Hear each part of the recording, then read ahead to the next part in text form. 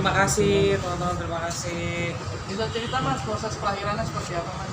Iya, jadi kemarin hari Jumat, persisnya tanggal 6 Mei 2022, alhamdulillah anak pertama kami lahir, dan anaknya perempuan sesuai dari hasil final USG-nya, anaknya perempuan. Dan kita kemarin melalui proses lahiran sesar. Kebetulan sebenarnya kita pengennya normal, tapi kita udah nungguin sampai minggu ke-41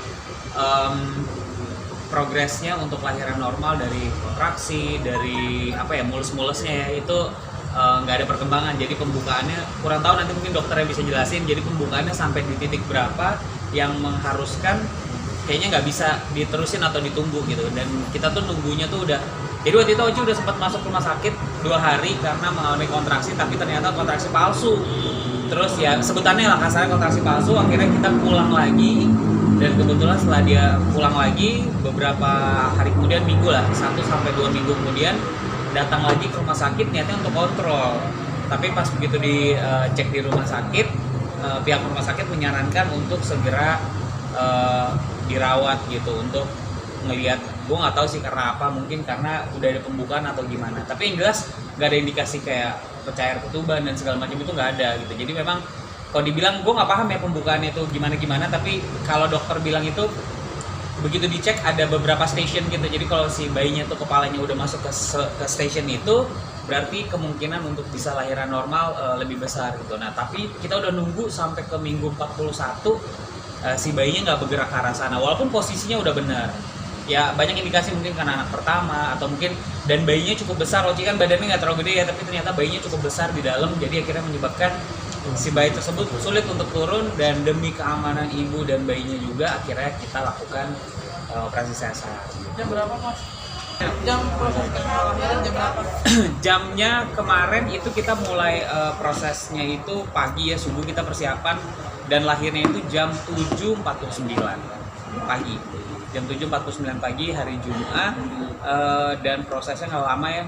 Di ruang operasi berapa lama ya? Paling 30 menit ya kalau nggak salah. Jadi semuanya baik, terima kasih banget tim dokternya juga. Kebetulan salah satu dokter favorit juga lah, yang banyak teman-teman di luar, teman-teman publik juga menggunakan jasa dokter ini, dokter Dinda dan dokter Sandi, thank you banget. Sama ada beberapa tim medis juga, ada dokter anestesi dan yang lainnya yang membantu prosesnya.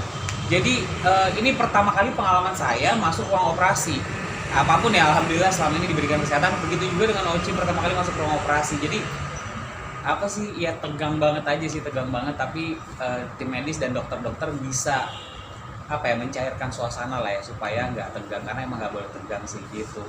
Dan proses lahirannya nggak lama, sekitar 30 menit sudah selesai semua. Dan kalau bayinya keluar itu 5 menit ya, nggak nyampe 5 menit, sampai 10 menit pokoknya. Begitu mulai keluar itu nggak nyampe 5 menit lah, 5 menit kurang lebih. Beratnya berapa kilo? Beratnya 3,350 kilo, panjangnya 48. Nama dan artinya? Iya, jadi namanya unik banget. Ah, ini dokter, halo. Nah, ini ada dokter Dinda.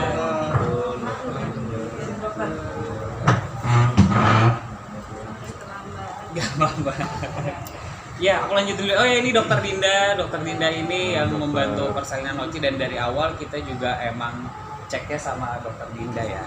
Tadi nama dulu ya? Ya, nama. Oke. Artinya juga. Namanya sebenarnya sih unik. Jadi kita tuh punya nama Vanila Almadinah Permaisuri Pratama. Jadi arti dari nama itu cukup, kita ada perdebatan dikit nih dokter sama keluarga, dan juga keluarga dari aku, keluarga dari Oci. Jadi kita itu pakai nama itu ada 33 huruf. Jadi 33 huruf itu kita mengindikasikan itu adalah hitungan zikir. Yang pertama itu. Terus Al-Madinah itu diambil dari kota Madinah. Jadi itu adalah salah satu kota suci yang memang itu adalah salah satu kota suci destinasi seluruh umat muslim yang ada di dunia. Permaisuri itu diharapkan nantinya dia bisa menjadi pendamping yang setia untuk siapapun, dan mendampingi keluarganya juga sampai akhir hayat. Pratama nama belakang, dan Vanila itu bisa dibilang diartikan harum, sesuatu yang manis. Ya kita tahu lah vanila. Jadi kalau dikalkulasi semuanya adalah seorang wanita yang berasal dari kota Madinah yang memiliki kepribadian sebagai pemimpin yang tegas, patuh, taat terhadap agama, dan yang akan menjadi pendamping kelak yang setia dan mengharumkan nama keluarga. Kurang lebih seperti itu. Kenapa Dan nggak pakai ada nama Fitrinya, karena kan pas momen Idul Fitri. kenapa nggak ada nama Fitrinya ya? Itu. Iya benar juga ya. Mau Idul Fitri. Bukan sih nggak rencana diganti. Iya benar. Ya itu benar-benar kemarin kita sempat sharekan di media sosial. Kira-kira nama yang baik apa ya? Itu 90% semua pasti ada nama Fitri. Karena pas Idul Fitri. Tapi kita nggak mau mainstream lah. Udah terlalu banyak nama Fitri. Temen aku aja itu udah lebih dari berapa lusin namanya Fitri. Dan kebetulan Oci ini punya nama ini sebelum kita tahu anaknya perempuan. Jadi nama Vanilla dan Permaisurinya itu sebelum tahu namanya perempuan.